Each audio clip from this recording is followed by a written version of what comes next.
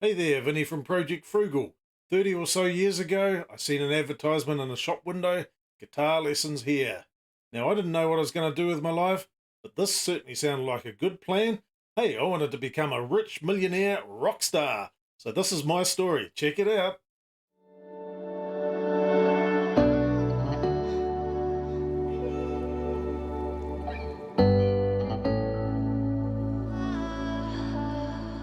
At the ripe old age of 11, I started learning the recorder at school. Here's a recorder.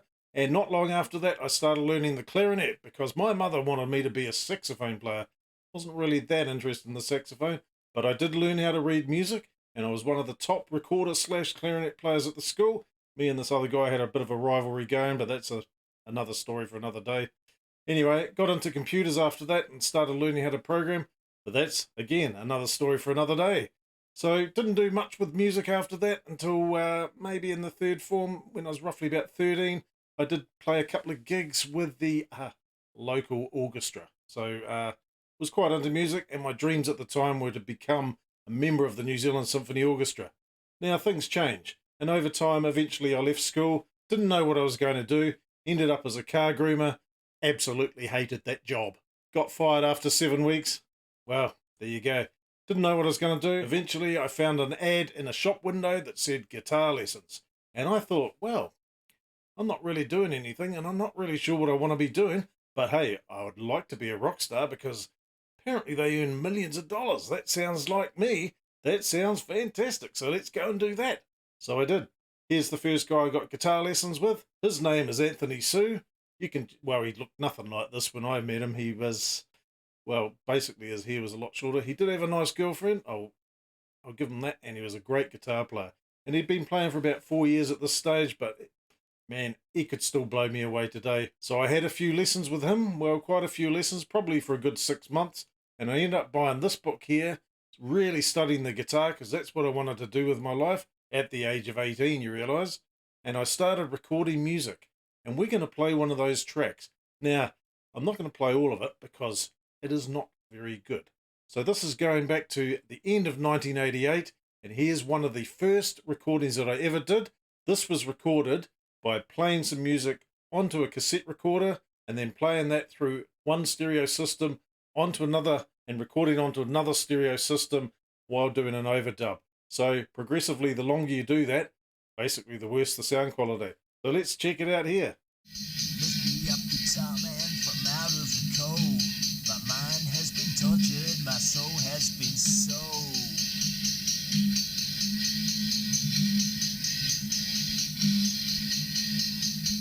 From the depths of the earth, you came here to me. Wrapped in your selfishness, don't count on sympathy. Material man, all your dreams will turn into sand. Material man, all your dreams will turn into sand.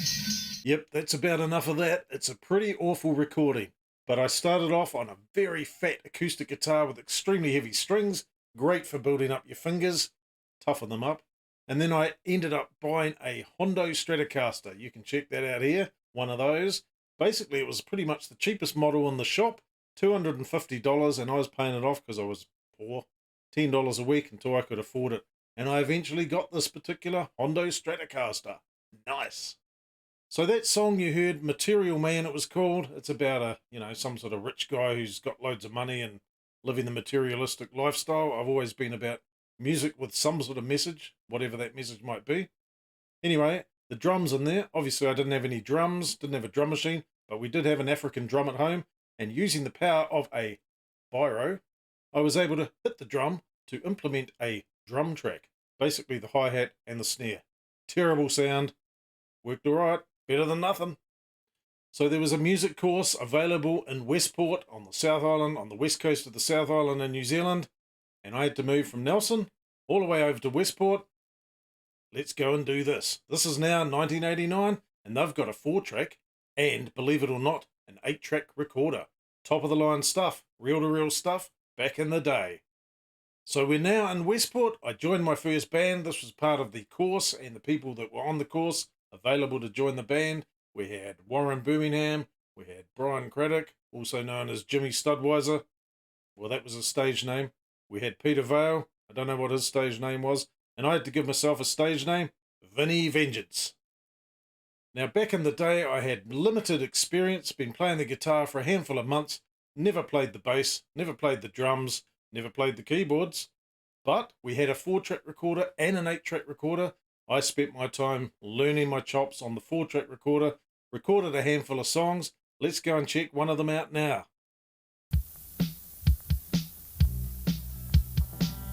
Heavy metal is the gear. Rock it away with your fantasies. Power crash, bass drum rock. Bass and got you now the scar. Electric lead, life is speed. You know the beat when you hear the call. 20,000 screaming fans. Hear the call of 20,000 screaming fans. Explosions on the front stage. Laser lights up in the rage. Power chord, cut in the air. Heavy metal band, show you dare. Release your tensions, give it your all. You know the beat when you hear the call. 20,000 screaming fans. You hear the call of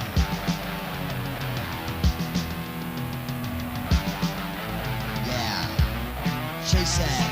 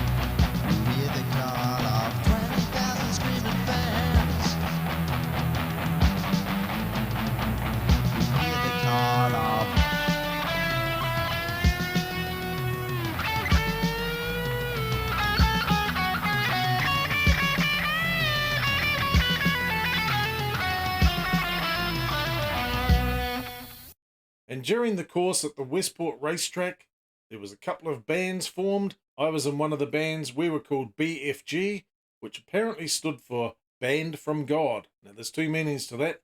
B-A-N-D as in band, and B-A-N-N-E-D as in band. Now, the reason I bring this up, we were into the occult at the time, and we got the name of the band from the occult. So, kids, I don't recommend dabbling in the occult. It is evil. However, this band, basically we had a whole bunch of gigs lined up. Here's a few snapshots of the first ever gig that I ever played. Boy, was I nervous. This is at Larsens Tavern in Westport. Let's check out some of these snaps. As part of this band, I played drums for half of the songs and also played guitar for half of the songs as well. I was a terrible drummer, but we didn't have a drummer, so someone had to do it. So it was shared between me and Warren. He had the most experience because he played in another band called Thrilled Lizard. They were the most popular band in Westport at the time. Hey, I was just happy to learn and be doing some music and learning the ropes. So this band ended up playing 2 gigs at the Larsens Tavern in Westport. Not sure if it's still going. Here's an old photo of it. That's what it used to look like back in the 60s anyway. I haven't got anything more recent than that. But they were awesome gigs. We had a sound technician, we had a lighting engineer. Well, we'd done as much practice as we possibly could for this gig. There was a great crowd both times we played. There were some other gigs booked up, other gigs lined up for Westport, and we were hiring a sound system, And all of a sudden, the course sort of finished and everything fell over, and the rest of the band took off to Christchurch to sign up with Dean Waratini, who had a #1 hit, by the way, with a song called something about a bridge, or The Bridge, I think it was. Yeah, The Bridge. This is back in the late 80s or the mid 80s. He had this hit, New Zealand hit. Anyway, they disappeared over to Christchurch, and apparently they were, well, basically they were going to have to practice all day, 40 hours a week, 80 hours a week, whatever, to learn their chops, and I'm sure they all improved. But I was left stuck on the coast, no band, no gigs, not much experience. But the good news is I'd learned to do some recording while on the course, and here's another one of these tracks for your listening pleasure.